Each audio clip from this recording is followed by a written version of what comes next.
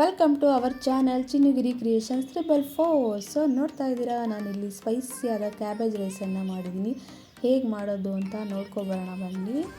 ತುಂಬ ಸ್ಪೈಸಿಯಾಗಿ ಖಾರವಾಗಿದೆ. ಸೊ ಮೊದಲಿಗೆ ನಾನು ಗ್ಯಾಸನ್ನು ಅಂಟಿಸಿ ಒಂದು ಬಾಣಲೆಯಲ್ಲಿ ಎಣ್ಣೆಯನ್ನು ಹಾಕಿ ಅದಕ್ಕೆ ಸಾಸಿವೆ ಮತ್ತು ಉದ್ದಿನಬೇಳೆ, ಸ್ವಲ್ಪ ಸಣ್ಣದಾಗಿ ಹೆಚ್ಚಿರುವಂಥ ಈರುಳ್ಳಿನ ಬಳಸ್ತಾ ಇದ್ದೀನಿ. ಸೊ 2 ಈರುಳ್ಳಿ ಆದರೆ ಸಾಕಿದ್ದಕ್ಕೆ ಇದು ಫ್ರೈ ಆಗಬೇಕು. ಸೊ ಇದಕ್ಕೆ ಮೇಯ್ನ್ ಇಂಗ್ರೀಡಿಯೆಂಟ್ಸ್ ಕ್ಯಾಬೇಜ್ ಆಗಿರೋದ್ರಿಂದ ನಾವು ಕ್ಯಾಬೇಜನ್ನು ಸಣ್ಣದಾಗಿ ಹೆಚ್ಚಿ ತೊಳೆದಿಟ್ಕೊಂಡಿದ್ದೀನಿ. ನೆಕ್ಸ್ಟ್ ಇದಕ್ಕೆ ಕಡಲೆ ಬೀಜವನ್ನು ಆ್ಯಡ್ ಮಾಡಿದ್ದೀನಿ ಮತ್ತು ಶುಂಠಿ ಬೆಳ್ಳುಳ್ಳಿ ಪೇಸ್ಟ್ ಸ್ವಲ್ಪ ಹಾಕ್ಕೊಂಡು ಇದನ್ನು ಫ್ರೈ ಮಾಡ್ಕೊಳ್ಳಿ. ಹಸಿ ಶುಂಠಿ ನಾನು ಇದನ್ನು ಜಜ್ಜಿ ಹಾಕ್ಕೊಂಡಿದ್ದೀನಿ.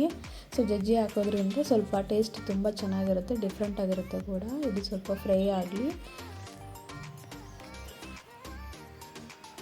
ಸ್ವಲ್ಪ ಗೋಲ್ಡನ್ ಬಂದರೆ ಸಾಕು. ನೆಕ್ಸ್ಟ್ ನಾವು ಇದಕ್ಕೆ 1 ಬೌಲಷ್ಟು ಸಣ್ಣದಾಗಿ ಹೆಚ್ಚಿರುವಂಥ ಕ್ಯಾಬೇಜನ್ನು ಹಾಕ್ತಿದ್ದೀನಿ. ಕ್ಯಾಬೇಜನ್ನು ತುಂಬ ಫ್ರೈ ಮಾಡಬೇಡಿ, ಅಷ್ಟು ಚೆನ್ನಾಗಿರಲ್ಲ ಟೇಸ್ಟು. ಕ್ಯಾಬೇಜ್ ಬೇಡ ಅಂತನ್ನೋರು ಇದಕ್ಕೆ ಬೀನ್ಸ್ ಕೂಡ ಆ್ಯಡ್ ಮಾಡ್ಕೋಬೋದು. ನಾವು ಲೈಟಾಗಿ ಇದನ್ನು ಫ್ರೈ ಮಾಡ್ಕೊಳ್ಳಿ ಸಾಕು, ತುಂಬ ಗೋಲ್ಡನ್ ಬರಬಾರ್ದು. ಸೊ ಆದಷ್ಟು ತರಕಾರಿಗಳನ್ನು ತುಂಬ ಬೇಯಿಸೋಕ್ಕೆ ಹೋಗಬೇಡಿ, ಸ್ವಲ್ಪ ಬೆಂದರೆ ಮಾತ್ರ ಸಾಕು, ಟೇಸ್ಟ್ ಕೂಡ ಚೆನ್ನಾಗಿರುತ್ತೆ.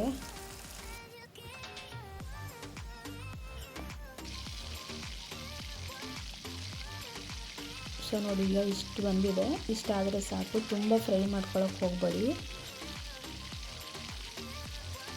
ಇದಕ್ಕೆ ಸ್ವಲ್ಪ ನಾನು ಸಾಲ್ಟನ್ನು ಆ್ಯಡ್ ಮಾಡ್ಕೊತಾ ಇದ್ದೀನಿ, ಸ್ವಲ್ಪ ಹಾಕ್ಕೊಳ್ತಿದ್ದೀನಿ ಅಷ್ಟೇ. ಮತ್ತು ಲಾಸ್ಟ್ನಲ್ಲಿ ನಾನು ರೈಸ್ ಹಾಕಿದ್ಮೇಲೆ ಎಷ್ಟು ಬೇಕು ಅಷ್ಟು, ರುಚಿಗೆ ಎಷ್ಟು ಬೇಕು. ನಾನು 1 ಬೌಲ್ಗೆ ಎಲ್ಲ ಪೌಡ್ರನ್ನ ಮಿಕ್ಸ್ ಮಾಡ್ಕೊಂಡಿದ್ದೀನಿ. ಇದರಲ್ಲಿ ಏನೇನು ಪೌಡ್ರ್ ಇದೆ ಅಂದರೆ ಗರಂ ಮಸಾಲ ನೋಡ್ತಾ ಇದ್ದೀರಾ ನೀವು, ಮತ್ತು ಧನಿಯಾ ಪೌಡ್ರ್ ಕೂಡ ಇದೆ, ಹಾಗೆ ಸ್ವಲ್ಪ ಮೆಣಸು ಪುಡಿ, ಅಚ್ಚಕಾರದ ಪುಡಿ, ಸ್ವಲ್ಪ ಅರಶಿನ. ಸೊ ಇಷ್ಟನ್ನು ನಾನು ಮಿಕ್ಸ್ ಮಾಡಿ ಬಾಣಲೆಯಲ್ಲಿ ಹಾಕಿ ಸ್ವಲ್ಪ ಇದು ಫ್ರೈ ಆಗಬೇಕು.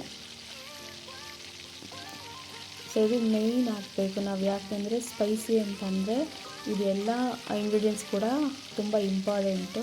ಇದಕ್ಕೆ ಸ್ವಲ್ಪ ಟೊಮೊಟೊ ಕೆಚಪ್ಪನ್ನು ನಾನು ಆ್ಯಡ್ ಮಾಡ್ತಿದ್ದೀನಿ. ಟೊಮೊಟೊ ಹಾಕಿಲ್ಲ, ಹಾಗಾಗಿ ಕೆಚಪ್ ಇದ್ದರೆ ಸ್ವಲ್ಪ ಸ್ವೀಟ್ನೆಸ್ ಚೆನ್ನಾಗಿರುತ್ತೆ. ಸೊ ಇದು ಪೌಡ್ರು ಮತ್ತು ಕೆಚಪ್ ಎಲ್ಲ ಚೆನ್ನಾಗಿ ಫ್ರೈ ಆಗಬೇಕು.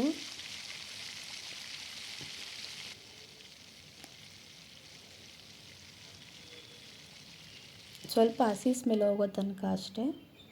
ಸೊ ನಾವು ಎಷ್ಟು ಚೆನ್ನಾಗಿ ಫ್ರೈ ಮಾಡ್ತೀವೋ, ಸೀಸಬಾರ್ದು, ಅಷ್ಟು ಚೆನ್ನಾಗಿ ಫ್ರೈ ಮಾಡೋದ್ರಿಂದ ಟೇಸ್ಟ್ ಚೆನ್ನಾಗಿರುತ್ತೆ. ಈಗ ಮತ್ತೆ ನಾನು ಸಾಲ್ಟ್ ಆ್ಯಡ್ ಮಾಡ್ಕೊಳ್ತಾ ಇದ್ದೀನಿ.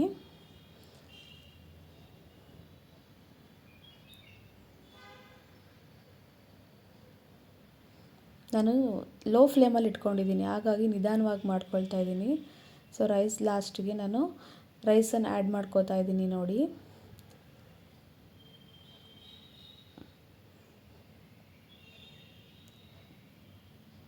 ನಾನು ನಿಧಾನವಾಗಿ ಕಲಿಸ್ಕೊಳ್ತಾ ಇದ್ದೀನಿ, ನಮಗೆ ಎಷ್ಟು ಬೇಕೋ. ಸೊ ನಾವಿಲ್ಲಿ ಗ್ರೇವಿ ಎಷ್ಟು ಮಾಡ್ಕೊಂಡಿದ್ದೀವೋ ಅಷ್ಟು ಮಾತ್ರ ರೈಸ್ ತೊಗೋಬೇಕು, ತುಂಬ ಜಾಸ್ತಿ ತೊಗೊಂಡ್ರೆ ಚೆನ್ನಾಗಿರಲ್ಲ ಟೇಸ್ಟು. ಸೊ ನೋಡಿ, ರೆಡಿಯಾಗಿದೆ ಫೈನಲಿ. ಸೊ ನಾವು ಚೆನ್ನಾಗಿ ಕಲಿಸಿದ್ಮೇಲೆ ನಾನು ಈ ಥರ ರೆಡಿ ಮಾಡ್ಕೊಂಡಿದ್ದೀನಿ. ಗಾರ್ನಿಷ್ ಕೂಡ ತುಂಬ ಇಂಪಾರ್ಟೆಂಟು. ನಾವು ಎಷ್ಟು ನೀಟಾಗಿ ಅಡುಗೆ ಮಾಡ್ತೀವೋ ಅಷ್ಟೇ ಚೆನ್ನಾಗಿ ಅಲಂಕಾರ ಮಾಡೋದು ಕೂಡ ತುಂಬ ಇಂಪಾರ್ಟೆಂಟು. ಟೇಸ್ಟ್ ಕೂಡ ತುಂಬ ಚೆನ್ನಾಗಿದೆ. ನಿಮಗೆ ಇಷ್ಟ ಆದರೆ ವಿಡಿಯೋಲಿ ಕಮೆಂಟ್ ಮಾಡಿ, ಲೈಕ್ ಮಾಡಿ, ಶೇರ್ ಮಾಡಿ.